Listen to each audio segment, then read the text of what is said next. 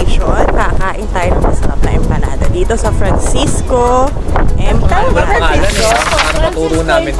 Yun, Francisco sa laba, Empanada sa loob. sa may Kapurpurawan Rock Formation. Pag pumupunta kami dito, hindi lang dahil sa Kapurpurawan Rock Formation. Para sa empanada talaga ng Francisco Empanada. Dito sa may Kapurpurawan. Yan yung daan punta baba ng Kapurpurawan. Salito eh. Masarap siya kahit walang suka, pero syempre mas masarap pag may suka ilog. Saan gawa yan ate? Ito ma'am, rice powder ma'am. Rice powder.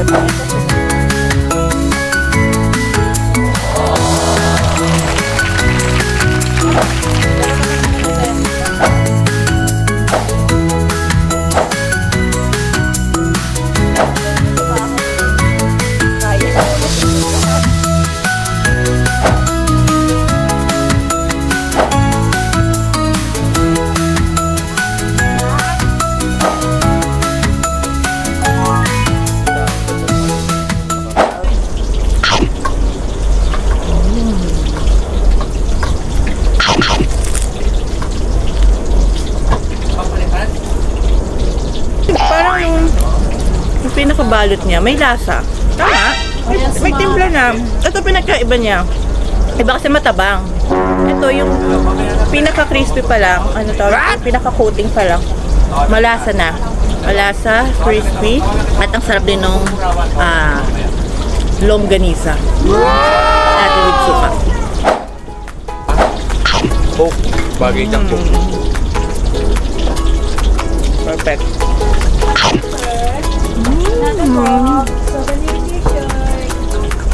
Sarap. Perfect partner. Cook. Nakaraan. Nakaraan wala.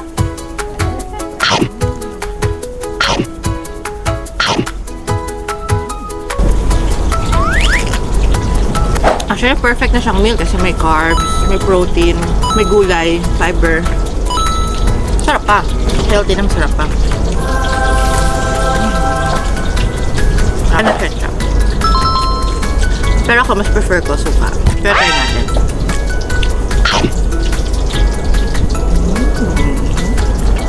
Wow! Cheers!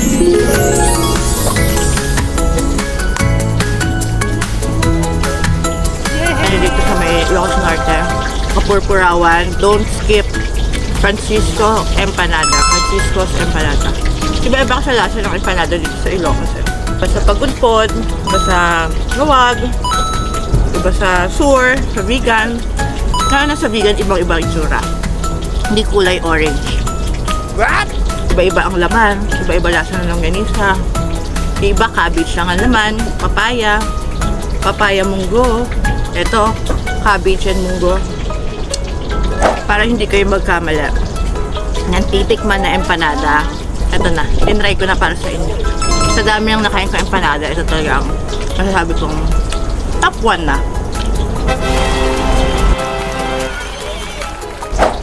Mami kayo ako.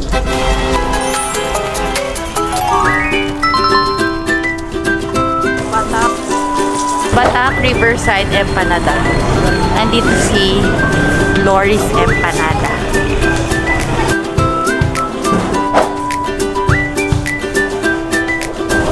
Hindi lang puro empanada dito, maraming stock. There is Lomis and Lori's. Dito tayo, okay? Lori's Empanada.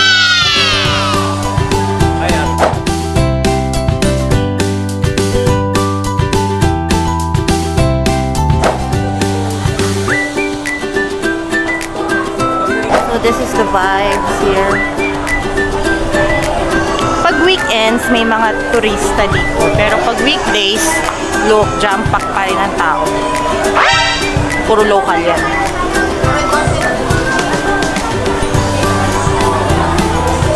Ang daming bar.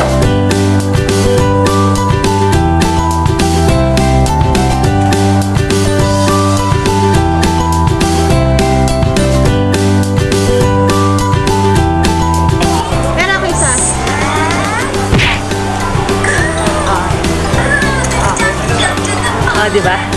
Punta kabila yun, pwede din dalhin dito. Pwedeng umorder kahit saan. Dadalhin nila dito. And then pag doon naman sila kumain, pwede din umorder ng empanada dito.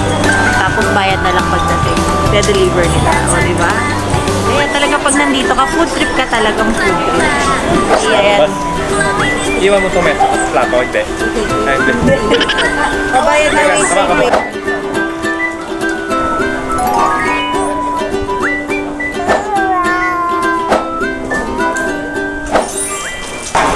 ang pinakamasarap na longganisa dito sa Ilocos. For me, for us, tingnan nyo naman yan, no? Perfect. Walang taba. Halos puro laman. Meron konting-konting taba. Halos purong laman.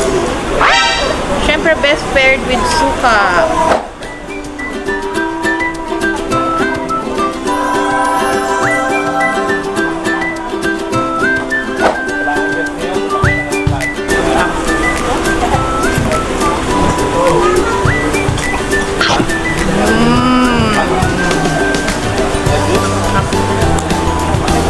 So, pinay din na masarap. Kahit walang rice, masarap. Ang sarap niyang papakin.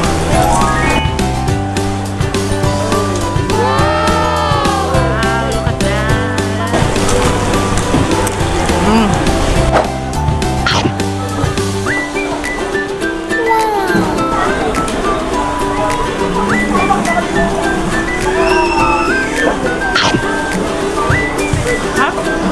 The more na mainit, mas masarap. Sarap. Naman sa ano pero yung mga Ilocos empanada sa Manila, malayo. Malayo. Iba pa rin pag sa original ka kumain. Meron akong buko pero ito talaga masarap. Pancit Mickey. Oh, look at that. May egg. Alam nyo ba, 60 pesos lang. Meron siyang chicharon. Ito yung chicharon. Fresh Mickey and egg. And yung kaldo is, I think, gawa sa chicken. Tama ba? Malasa. Thick siya o thick. Wow! Very hearty. Tapos sabay pa ng egg. Hindi naman ito yung first time na vlog to. At hindi ito definitely yung first time na naka-try kami dito. Kasi paulit-ulit, hindi ko na alam ko ilang beses. Pero, masasabi ko, worth it siya balik-balikan. Hindi lang worth it dayuhin. Balik-balikan din.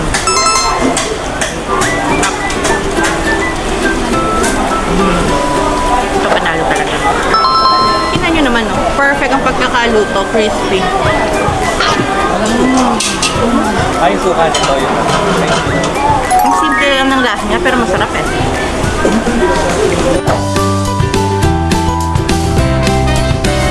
Irene's Vegan Empanada. Wow! Irene's Empanada since 1930s.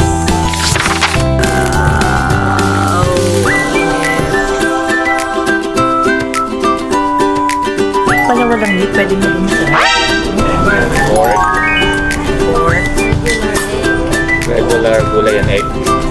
Eto pork, may laman. Dalawang suka. May egg, gulay. Ito yung kompleto. Ito po, meat. Walang egg. Ang galing kasi ito egg gulay. So excited. Ito yung egg. Egg and gulay. This is meat, and gulay. Walang egg. Okoy. And yung kompleto.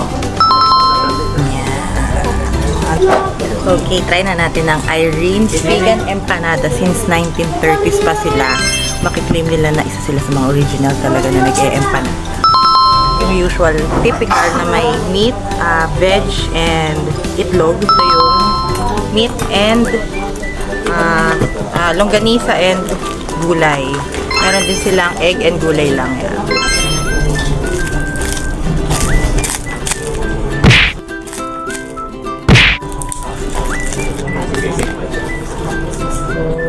This is the meat. May lamok. Oh, this is the meat. May lamok. So, eto ta. Meat, longganisa, and gulay. Wala siyang egg. Or yung egg white nga lang ata pala dito. Parang nakita ko egg white. Ayan. Nakahalo na doon sa gulay.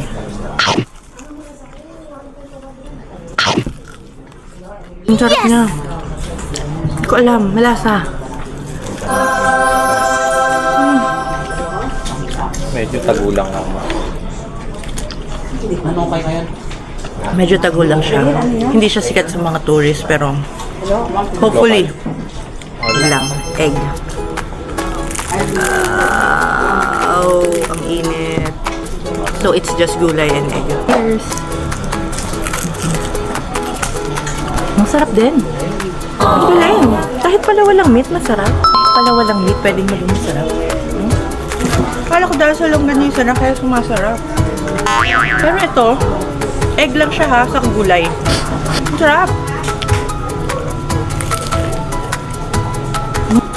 Ito yung pinakabalutan niya, masarap din.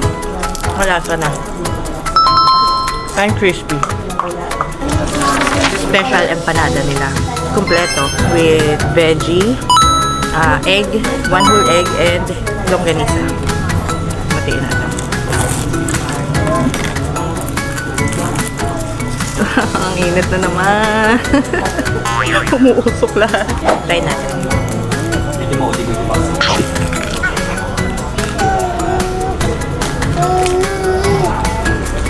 Kung masarap yung mga simple, siyempre mas masarap ito. Kompleto eh.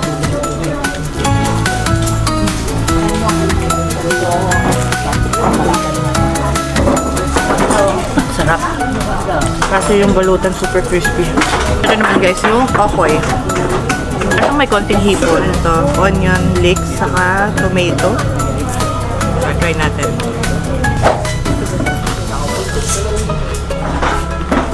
Dahil yung maliliit na hipon. Sarap na snack. Perfect. Irene's empanada.